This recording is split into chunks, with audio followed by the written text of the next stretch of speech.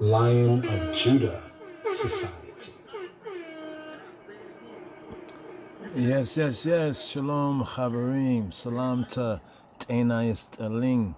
Ethiopian greetings. And salam to T'ena Yistalin, to Priest Isaac, to the Institute, to all those who have been helping and with the works going on in Ethiopia. Hail up, Priest Isaac Kohen.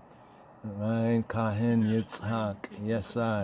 Yes, support the works. Check out Priest Isaac's channel. Check out also his posts on the Facebook as well. Also hail up to his Empress, to Empress Naya as well, and all those who have been working with that excellent project, and really a spearhead for Ras Tafari that's going on right there. And I caught a message that he had put up, speaking about some of the isms and schisms, in order to clear and pave the way. Pave the way for Ras Tafari. And that's what Priest Isaac has been doing, the Institute, also with the CARICOM, the AU, and so much other activities linking, Ethiopians at home and Ethiopians abroad, and particularly Ras Tafari, the community. Now, I say that because I've been wanting to say so much more, but some of y'all know some of the trials and tribulations, that many of I has been, pushing through. But anyway, reason for the season, Chag HaSukkot Sameach, to all of the co-religionists, we, the black Jews of the Lion of the tribe of Judah. So here I want to speak on this right here. Yes, here. Here I'd like to speak on. They went up into an upper room. They went up into an upper room. So there's this video, right? Let's make heights.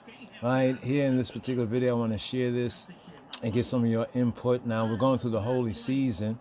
Chag HaSukkot Sameach. We, the black Jews of the Lion of the tribe of Judah, of Yehuda. Now I caught this particular video right here, and I watched a portion of it, and I said, I got to say something, because this brother, I said he's a brother, yes, Ach Shelanu, His Excellency, Ambassador Dr. Abraham Neguse. He is the Israeli ambassador to Ethiopia, right?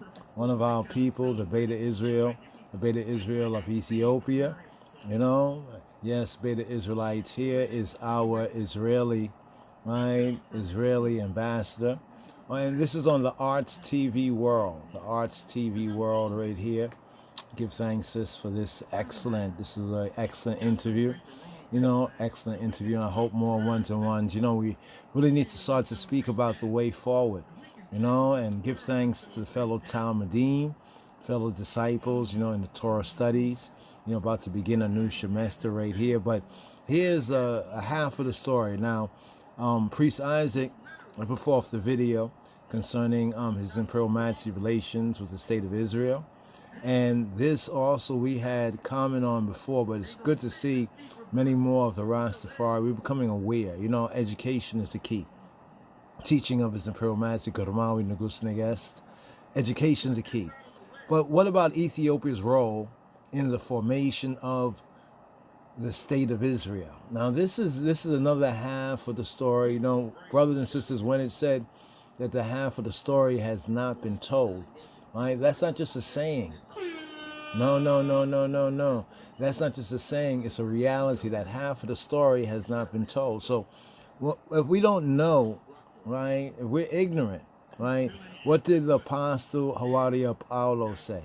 Right? Rabbi Shaul, a.k.a. the Apostle Paul, yeah?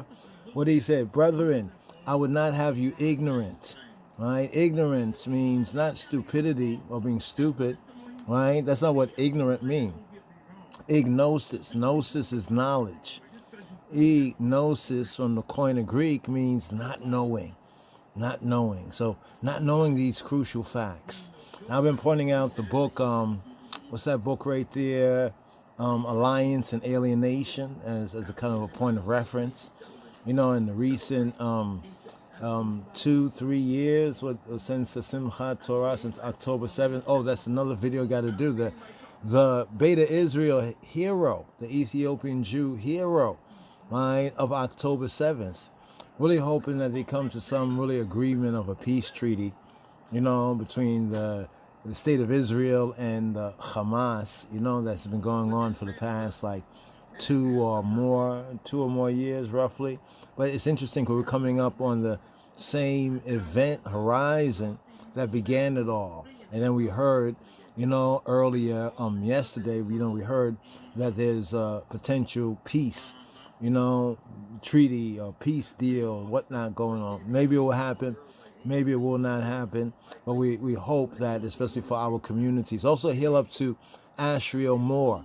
Ashriel Moore, check out Ashriel Moore's channel on the YouTubes, right? Ashriel Moore, right? He is, it's like our ambassador, but also representative for the African Israelites of Jerusalem, the African Israelites of Jerusalem, and he did a very excellent video about the ex-Israeli, what was her post? Diplomat that spoke about how Black Americans or African Americans are, for the state of Israel, a problem, and he really gives a good context of it. That's a whole other related video. So I'm kind of I'm kind of catching up right here. I'm kind of trying to catch up right here.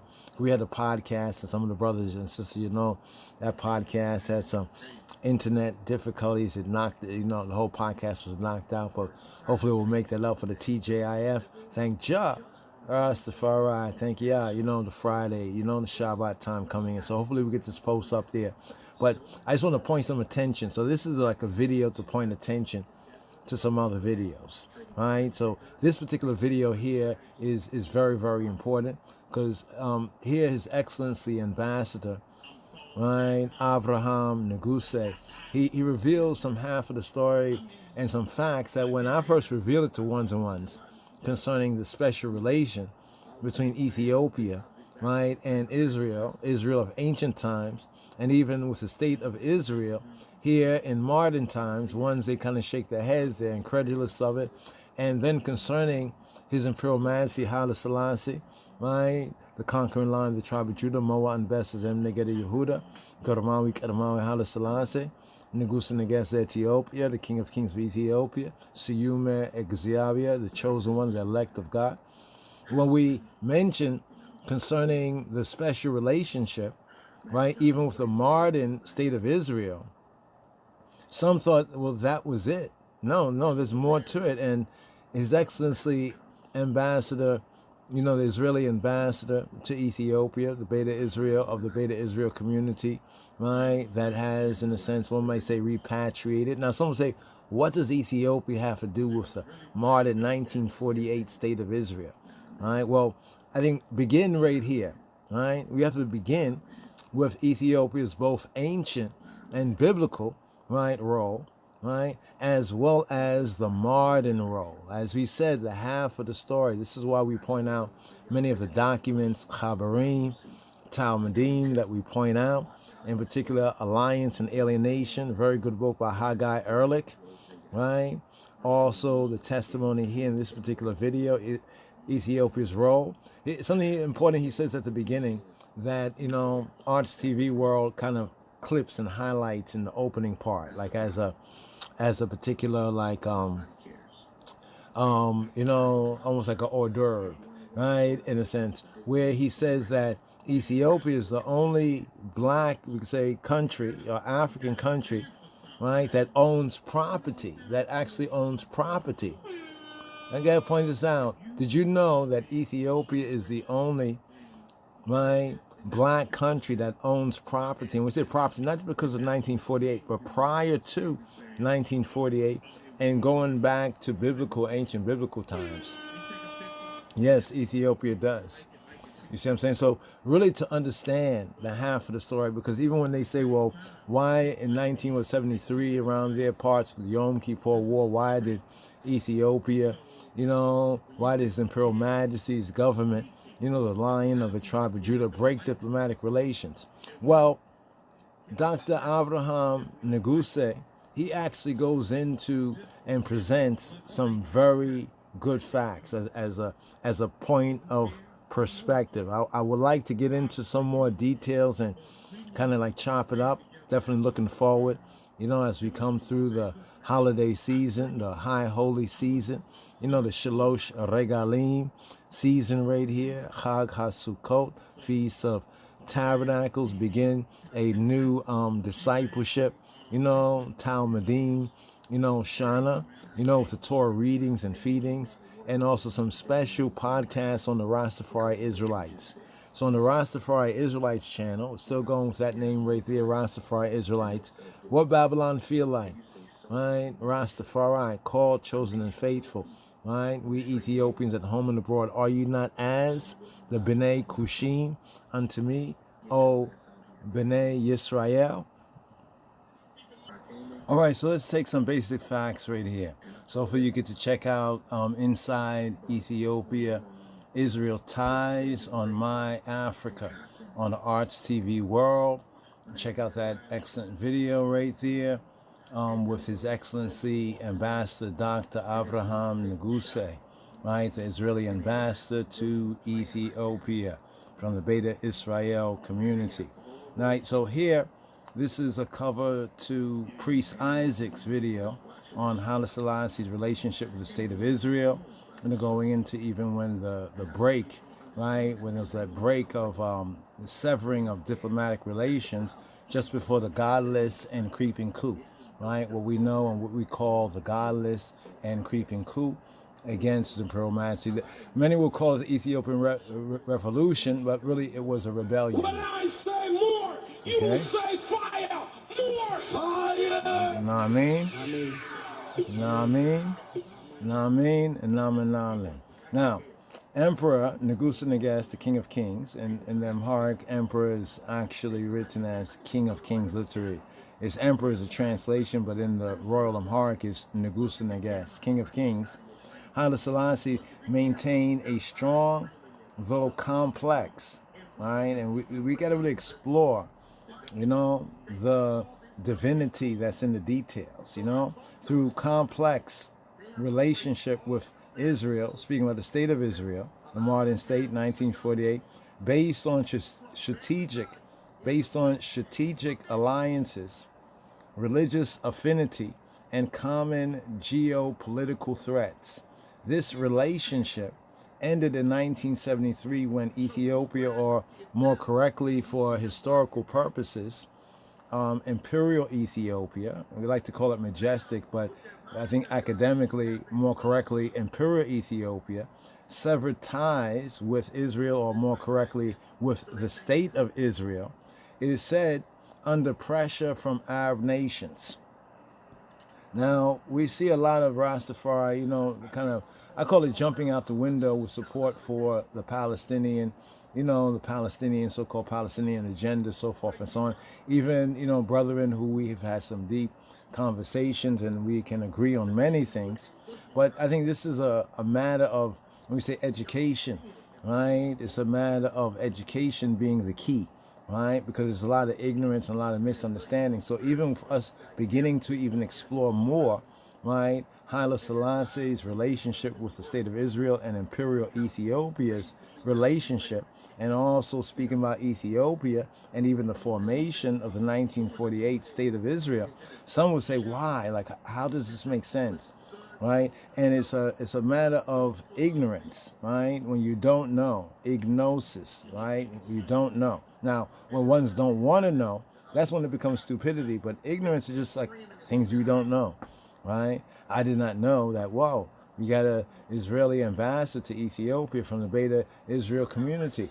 I did not know that, right? And then coming to know that, and now putting that fact into context of other facts, right? Then we can get to see more of the big picture, right? Right? Okay, so let's go on here. This is just a quick search, as you can see right here, Haile Selassie, State of Israel. This is a quick AI overview. Generally, we agree, but let's get into the details. Early recognition and religious ties, even with the vote, right? Because there's some key events concerning Emperor Ethiopia, or the King of Kings Ethiopia connection with with the state of Israel. Now, we can point to even the verse in the scripture, Amos 9:7, are ye not as the B'nai Cushim, the children of the Ethiopians unto me, O B'nai Yisrael, O children of Israel, right, or sons of Israel, right? We can point to that, but we have to look at the key facts, right? From the establishment of the state of Israel, the ambassador, Dr. Abraham Neguse, he pointed out the strategy of Imperial Ethiopia did not vote against the 1948 state, right? But it basically abstained its vote, right? And this was able to break a deadlock, right, in order for that to be accomplished. Like, we have to remember what even Revelation says, that it says that God puts it in their heart to fulfill his will, right? Symbolic refuge in Jerusalem, right? Symbolic. Now, here they call it symbolic, but it's more than a symbolic refuge in Jerusalem. What are we speaking about right here? Well, what we're speaking about right here is, so right here, today in Israeli history, right? Now, this is a very good document. Hopefully you can still find it out there. It was prepared by the Center for Israel Education, but it points to May 8th, 1936. May 8th, 1936. Interesting, on the clock, they have 4 o'clock. It's interesting, 4 o'clock, right? What does 4 o'clock mean, right? But here, some of it is being covered over. This is May 8th. The sign up there says Jerusalem, but you're familiar with this, but you might not be familiar with the time, right, that it occurred. Let's go over here. Okay, so right here, you can see it much clearer, right? May 8th, 1936. So you can see His Majesty arriving in, right there in Jerusalem, Jerusalem, right? Here, Negus Negesa, Ethiopia, arrives in Jerusalem, right? Jerusalem right here, right? So now over in the AI search, right? Also show you this right here. The sign is cut off a little bit, but let's look at the top right there in Jerusalem. As Dr. Abraham Neguse points out within the My Africa video that we've been pointing out to you, he says that Ethiopia is the only country where black people, right? And I think that's how he says it. He says it's the only country, right, where black people, right, own, right, real estate, right, own real estate within Israel, within the state of Israel. I mean, and the ownership of this is thousands of years old. It's over 1,000 years old, right? Thousands of years old, right? This ownership of property, right? So this also shows, even again, when we point to biblical scripture and prophecy, right? Whether it's Psalm 87, verse 4, with Ethiopia, Im Kush, Ze Yulad Sham, with Ethiopia, this man, but more than man, but this was born there, right? And then we see within Psalm 87, there's this gathering that Dr. Abraham Neguse goes into more detail in his interview. But it's more than symbolic refuge, but let's call it refuge, right? So the first place that the conquering lion of the tribe of Judah would go is to Jerusalem, where Ethiopia, and we, the black Jews of the line of the tribe of Judah, right, and also those in the Moshiach, Yeshua, own property, right, within Israel, right, before it was even the state of Israel, check, right, and that ownership is still honored in the, quote, state of Israel, check.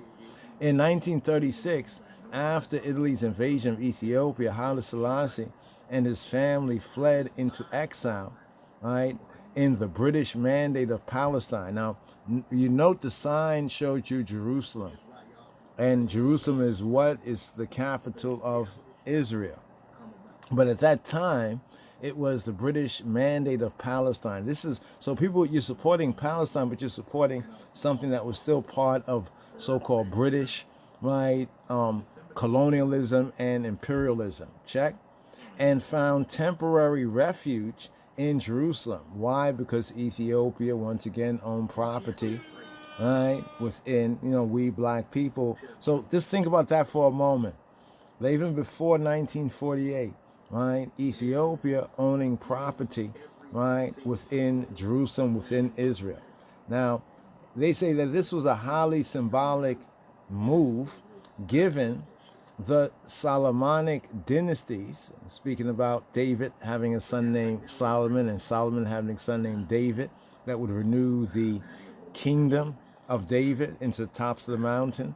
Remember the prophecies within the scripture with Ethiopia. This man was born there. Psalm 87 verse 4. Right? Princes shall come out of Egypt. Ethiopia stretch forth her hands to God. Are you not as the children of the Ethiopians unto me, O children of Israel?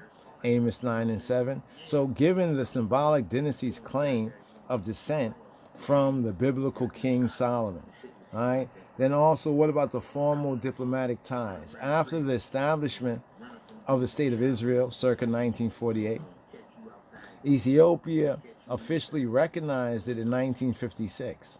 And this is also the connection within Dr. Abraham Neguse's interview where he speaks about, how that the embassy was established from that time, right? Becoming the second African country to do so, right? Biblical affinity, right? Biblical affinity. The foundation of the relationship was rooted in the shared ancient history between the two regions, right? Which resonated with Ethiopia's Christian population, right? Many Ethiopians traditionally were themselves, view themselves as the children of Israel. Now, this is also goes with the ancient covenant guest, the truth of the covenant guest, and of David having a son named Shlomo or Solomon, and Solomon or Shlomo having a son named David, right? David II, who is known in the covenant guest as Kadamawi Menelik or Menelik I. So many Ethiopians, therefore, traditionally view themselves as children of Israel. And one of the anointed titles of Haile Selassie, the anointed and crowned title of Haile Selassie I, November 2nd, 1930, was also as King of Israel, right? Right, as King of Israel.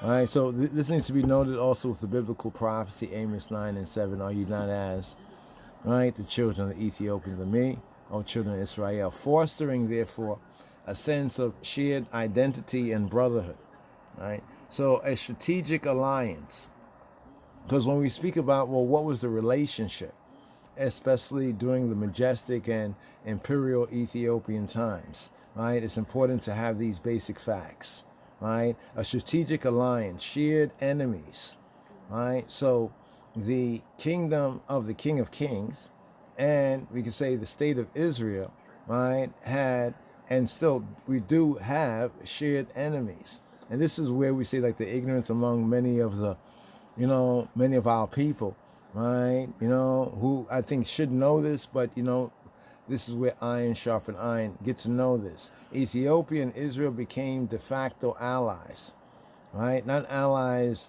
they say, there's like de facto or de jure by law, but de facto, as a matter of fact, allies in the 1960s when they faced a common threat from Nasserist Egypt. Remember Nasser? Nasser is the same one, the Egyptian prime minister that was said to have said that to the European Jews that they left black, but they came back white, right?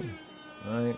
And Arab nationalism. But Nasser was very big on this Egypt. Egypt has a very major role within the so-called Arab world. A lot of ones may not know this, but you really need to know this to understand what's the significance. You just can't just like walk in the room and not read the room, right? So when people are looking at the so-called Middle East, which is a pseudonym, right? It's a false name coming from, World War II and thereafter times. They renamed Afro-Arabia, right? This Afro-Asiatic region as the so-called Middle East, part of the confusion there. But Nasserist Egypt and the Arab nationalism. Right now, Arab nationalism even today has kind of morphed into, this like kind of Islamic, some say Islamic fascism, but this Islamic kind of agenda that we have seen over the past couple of decades, especially since so-called 9/11. Even in 9/11, and I think most of the brothers and sisters might know, but somebody else might be checking this out. 9/11, right, is Ethiopia's New Year. So now, how significant, right, is that as well? So Egypt, among other Arab states, supported Eritrean independence movements and Somali nationalism. So when we look at, well, how come those people in the Horn of Africa, Ethiopia, the other peoples, we might see them as being common or similar, have similarity, and we say, well, they just all are Ethiopians. But we need to understand, right, what is the divide? You know what I mean? What is the divide? And part of this helps to put into perspective that, Egypt, among the Arab states, they supported others who were, of their linguistic language, right? But moreover of their religion, right? And also we have to recognize, we look at black people in Africa and we often say, oh, they're all black people. It's like saying, well, according to a racist biblical misinterpretation, they're all Hamites, right? Then we find out, well, some of them are actually Shemites. You see what I'm saying? See, we've been looking at black people through the white supremacist racial lens, right? And even as you say, pro-black, peoples, right? Because of the ignorance, right? We're supporting the enemy, right? And we're calling the friend the enemy. We need to understand these things. Support the Eritrean independence movement and Somali nationalism to challenge Ethiopia's territorial integrity and its control of the Red Sea. Now, to give some background, if we understand Ethiopia and the Muslims or the Mohammedans and history, a lot of people talk about, well, the first followers of Muhammad, they took hijra, right, within Ethiopia. They fled there and they were welcome. But then we need to see subsequent history. It's like if you bring somebody into your house because they're homeless and then they try to take over your house, is that right? Right? That is not right, right? Just to understand Ethiopia, right? It's like the past. People forget, it's like, you can't forget the past. The past is like prologue. So Israeli military aid. Israel provided, speaking of the state of Israel, significant military assistance to Haile Selassie. We got to take these as facts, Ras Tafari, including training his army's paratroop and counterinsurgency units. Israeli advisors reportedly helped suppress coup attempts against Negus, against the King of Kings, right, in the 1960s. And based on the intel and information that we have been privy to and reviewed and you could say resource, this is correct. The information does point to Israeli advisors, right, helping to suppress the coup attempts, right, especially the 1960s coup attempt against Negus, against the King of Kings of Ethiopia, right? So when we talk about relationship, what is the relationship? Because we know there's ones who are speaking about this, but it all depends on, well, how deep and how factual and accurate. Because a lot of people are speaking from what they see today with the state of Israel and the whole Palestinian thing. And as we mentioned, Ashriel Moore did a very, very good job. I didn't get the still for that, but hopefully I can do a whole vid as a kind of reaction and response to that. It was an excellent video. It's on Ashriel Moore's channel, Ex-Israeli Diplomat. How did I go? Ex-Israeli Diplomat. What's the full of the title? Right, Ex-Israeli Diplomat. Right here. Ex-Israeli Diplomat says Black American youth are Israel's main problem. Let's talk about it. Ashriel Moore, check out his channel. He goes into more on that. Ex-Israeli Diplomat, right? There's something that's circulating. I've seen this some years ago, but it seems like a new clip that's kind of viral circulating, where she says like Black American youth, and this is the problem, like Black Lives Matter. It comes from like the Black American, and yeah. So it's a very interesting video. Check it out, right? So the Arab pressure now, the end of relations. So when they say, well, what happened, right, at the end of relations, right? Why and how did Haile Selassie end relations, right? So over here, let's see if we can do this here. Oh, there was this I wanted to share with you as well, right? Right here, yeah, right. Where His Majesty arrives, right, in Haifa, right, Israel, right, during the 1930s, May 8th, right? 'Cause remember that Ethiopia, right, the Lion of Judah, Ethiopia, right, owns his property. Black people own property, and this is such a fact, right? And when people talk about what the relationship is, right? So when we put all these facts together, right, and we can see the proverbial, big picture, right? Then it becomes clear, why did His Majesty go to Jerusalem, right? Greater David, greater son, right? But let's go over here to the end of relations, right? Because this is what, on both sides, there's been a lot of talk. We've read Israeli commentary, Haggai Ehrlich, in his book, Alliance and Alienation. He touches on it, brings out, some facts and also a kind of his perspective of that. Also, we, hear from Dr. Abraham Neguse and also other Beta Israel, right? We say Ethiopian Jews, as well as, other Ethiopians, Christians, or what have you. What is their perspective? But here, we need to check this out, because this is like a kind of a warning to those who have been so pro, like, Palestinian, right? Amongst, like, when you ask why the black people are so, and Ashriel Moore, he actually goes into kind of give some very good evidence and reasonings to that point, and even putting the ex-Israeli diplomat says black American youth are Israel's main problem into perspective, right? So it's not just a kind of a viral gotcha moment, you catch a virus and you're sick, right? But if you got sick from that, then you can get the cure from what Ashriel Moore presents. And it kind of doves with this here, right? The end of relations.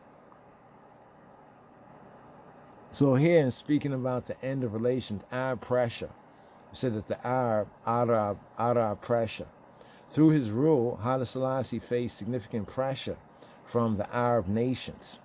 Remember how Ethiopia traditionally was considered an island, under the Christian rulers, an isle of Christianity and the sea of paganism or Mohammedanism. So the line of Judah, you have to recognize, in that particular kingdom, right, was in a sea, right, surrounded, we could say, by enemy nations, Arab nations. And Ethiopia had, in spite of it receiving, right, the first of the Sahaba of their prophet Muhammad, right, and despite some so-called hadiths saying leave Ethiopia alone, they have not followed that, right?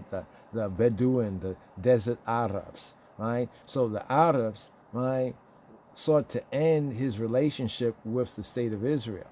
Now, some will say, well, of course that's a whole aspect of this that we need to understand. This is what led up to the Yom Kippur War, right?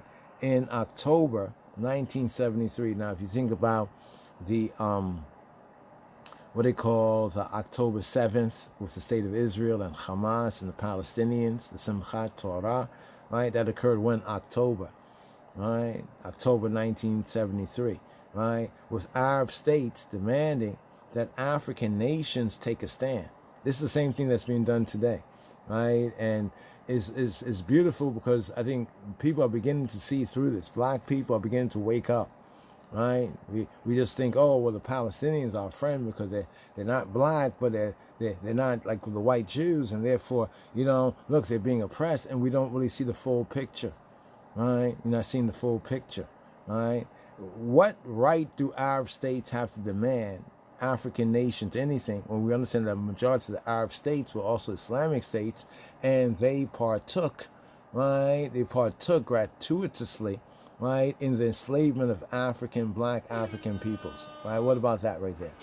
Huh? When I say more, you will say fire. That's what we say. More fire. You know what I mean? So it's like, in a sense, it's like a Stockholm. It's like a lot of the African nations got like a Stockholm syndrome. And even many of the black peoples over here in America is also Stockholm syndrome, right? I think that part there tells it all, with Arab states demanding, that African nations take a stand. Right? Many bowed, not all, but Haile Selassie here, they say it bowed to the pressure. Now, this is one perspective of it. We can argue and show evidence that it wasn't bowing to the pressure. There was many things going on, right, that sought to undermine, right, the King of Kings' dominion and kingdom and undermine Ethiopia. You have to understand how strategic Ethiopia is, but especially under the King of Kings, under that government, the divine government, how that, right, it's like when the Bible says, until he who lets will let until he's taken out of the way. That part in the New Testament, until he who lets will let, like he who seeks to prevent it will prevent it until he is taken out of the way. I think it's in Thessalonians, yes? Haile Selassie, they say, bow to the pressure, right? Or the government, right, of the King of Kings. We have to put things into context. I'd like to get into it, but I'm going to sum up right here, right? And sever diplomatic ties with Israel. Now, this is the popular spin on it, right? To the shock of Israeli advisors in Ethiopia. Well, it should not have been to their shock, all right? We need to get into the details of what really went on. Because what's so interesting is that right after October 1973, and after 1973, in 1974, right, these conditions, right, the next part really brings out what really went on, right, and how His Imperial Majesty no doubt could see the handwriting on the wall, and in some situations to you know, like in forest fires, sometimes in forest fires, what they would do is how they would actually burn, right? The firemen would burn a portion in order to limit, like to contain, right? What His Majesty did, right, was for containment, right? There was already plots afoot, right? And there was already the careless Ethiopians, and there was already those who should have known better, right, who were supporting the enemy, right? So there was the creeping coup. Remember they called the rebellion, pseudo-revolution, a creeping coup, right? This is our perspective, but that's a whole other video there. Let's get to the failed promises.